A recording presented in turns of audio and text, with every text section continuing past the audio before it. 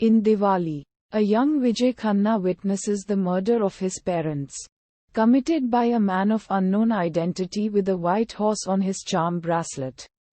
Zanjeer.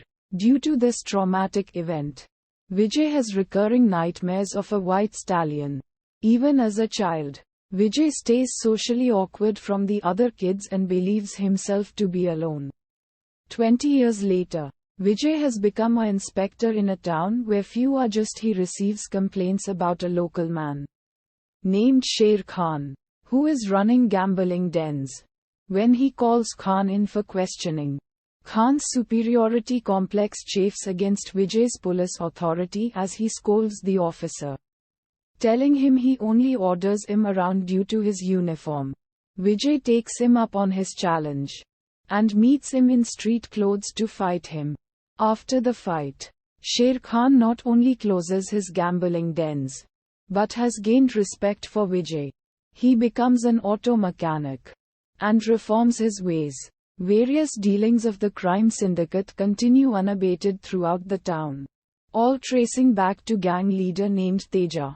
A mysterious caller continually phones Vijay to inform him exactly when a crime is about to take place, but hangs up before Vijay can extract any more information out of him. When a traffic accident perpetrated by gang members leaves several children dead, a street performer named Mala becomes the witness, where she is bribed by Teja's men to keep quiet. Mala is questioned by Vijay, who becomes enraged at her and, to sway her differently, takes her into the morgue to view the mangled bodies of the children. Mala has a change of heart and comes clean, asking that the bribe be donated to an orphanage. She identifies the man behind the traffic accident. After learning that Mala has broken her word, Teja's men chase after her through the night. She runs, narrowly escaping across the train tracks and arriving at Vijay's house. Desperate for shelter, he allows her to stay, and the two discover that they are both orphans and discuss the fears associated with living alone. Vijay kindly takes her to his brother and sister-in-law, and, under the sister-in-law's tutelage, Mala begins to learn how to keep the house clean, as well as learn English. Eventually, Teja frames Vijay for bribery, who is later imprisoned for 6 months on false charges. Udharan Chinna. When Vijay is released from jail, he plans to take revenge. Mala by this time has developed from a frightened stranger seeking his help to having a romantic interest for him. She begs him to seal their relationship, that he must stop being so vengeful. He agrees, but soon must come to terms with such a promise.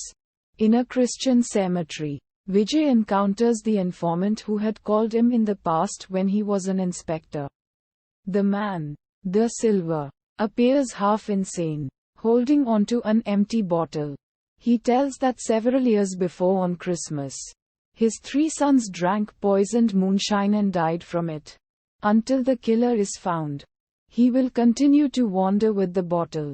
When local criminals mocked him, he vowed to get back at them as he could, by phoning the inspector when a crime was about to happen. Udharan. After hearing this news, Vijay becomes depressed, torn between his desire to help the grieving the silver, and his need to keep his promise to Mala, along with a concerted effort by Sher Khan to cheer up Vijay. Mala relents, vowing she will not try to control him and tells him to do what is right. The trail of tainted moonshine leads back to Teja and his men.